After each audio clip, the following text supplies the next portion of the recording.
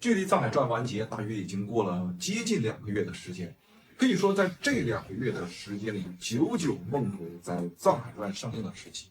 可以说在《藏海传》结束之后我看了很多部电视剧，但是往往看过第1集和第2集之后就再也看不进去了。不知道为什么看所有电视剧的时候，目前看来没有故人之姿。那我说的故人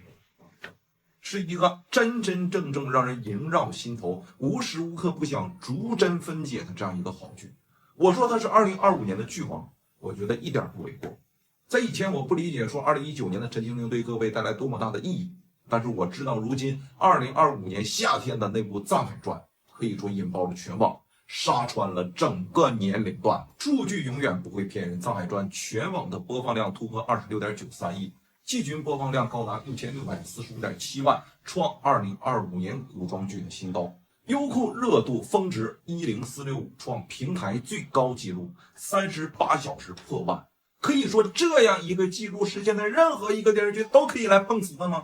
目前有很多剧来这碰瓷，但是我只能说它不配。单日播放量1.18亿，这是灯塔的数据，是2025年唯一一个单日破亿的剧集。央视8号的收视率接近多少？2.4%，创央85年来古装剧最高纪录。CVB 平均收视率是1.5%左右，没到差不多位列央视古装的第2。甚至在高考期间逆袭上涨，长尾效应特别显著。开播64天登顶2025年云和榜的第1，云和市占率超40%，单日播放量平均值8800万，包揽灯塔、猫眼、酷云3大平台年度冠军，获酷云认证为2025年唯一全端的爆剧。豆瓣评分多少？7.1，知乎推荐值94%，IMDB 9.1分，获央视认证精品制作，联合国教科文科普剧中的非遗元素，国台办指名肯定其为推动两岸文化的共鸣。台湾连续7天登顶，覆盖全球190个国家和地区，东南亚单日播放量破亿，日本 HK 购入版权并加入拍摄纪录片的这样一个计划。剧中融入了榫卯、皮影戏、药伐魔等18项非遗技巧，带动相关产业激增订单236倍。大陆文旅推出藏海同款非遗体验，南京紫金山天文台取景成为热门打卡地。超过60家品牌的合作，招商创优酷记录，单集广告溢价超过200%，视频播放量超过200亿，抖音带话题151.8亿播放，观众逐帧解读。那我们再反观3、4月份在视频剧宣发的那段时间，有某山海，有某修仙传等等，这些剧有的上了，有的没上，但谁能够真正的和藏海传对打？目前看来没有。可以说什么？欲戴王冠必承其重，站在这个位置，全员上台，配角也上台，这就是一个至臻顶流所带来这样一个魅力，它能推动整个剧以及全行业的这样一个优质良性好。那在未来，期待谍报上不封顶，期待更多的好剧在不断的上演，呈现给我们一个视觉生活。 2025年7月底才开始追陈情令的还有谁？大概只有我了吧。刚才在腾讯追完剧之后，刚好看到陈情令。本来这并不是我喜欢看的题材，但是秉着来都来了的原则，就打开看一下。看完之后我后悔了，我真的后悔了，我应该在看完《藏海传》的时候就立刻看陈情令了。因为当时追《藏海传》的时候，《藏海传》的前几集自如刚进京的那时候的妆造，老实说我觉得少年感不是那么足，但是瑕不遮瑜，因为他进了侯府之后，我觉得那妆造真的是帅得一塌糊涂。但是我看完陈情令，我真的被魏无羡给惊艳到了。我一直以为《藏海传》是肖战演技的正常发挥，甚至超常发挥，但是我看完陈情令之后，我发现我错了。陈情令的魏无羡才是肖战的演技巅峰，那满满的少年感真的太灵动了，绝了，真的绝了。因为我没看过原著，我不知道原著里面魏无羡是什么样的形象，但是我感觉这个人物真的很有魅力。肖战演的魏无羡真的满满的少年感，满满的灵动感。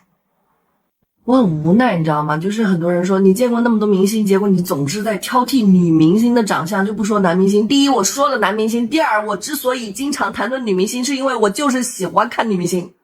我就是见到明星的时候，我喜欢看女明星比男明星更多，因为在我的心中，男明星都那样。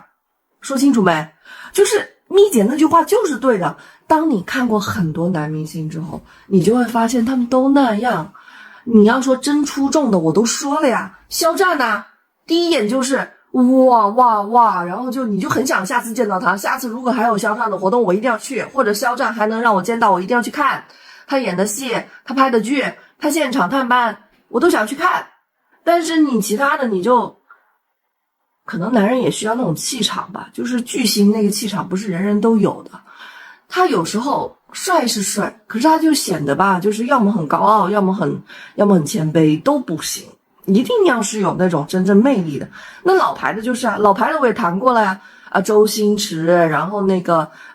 金城武、吴彦祖、刘青云我都谈了呀。我甚至还说了那个黄小厨，也没人说什么东西，就当做没看到一样，就说我在那里不谈男明星，烦死了。谈男明星，我就跟你讲，我最羡慕的就是秦岚和杨幂，就是因为他们可以跟魏大勋谈。我觉得魏大勋就是完美的。如果我们人人身边都能人手一个魏大勋，大家都应该很开心，不会追什么男明星了。由知名演员肖战主演，在央视热播的古装大剧《藏海传》粤语版将于8月4日在 TVB 翡翠台首播。该剧曾在迪士尼家上线后创下国产剧海外评分纪录，在我国港澳台地区及海外华人中引发广泛讨论。以《藏海传》为代表的爆款影视产品，正为海峡两岸及港澳地区青少年提供共同文化符号，并演化为增进中华文化认同的新纽带。《藏海传》的成功并非个案，从早年间的《甄嬛传》《琅琊榜》到近几年的《庆余年》《我的阿勒泰》，多部国产影视产品在港澳台及海外都广受好评。这首先得益于我国文化产业高质量发展。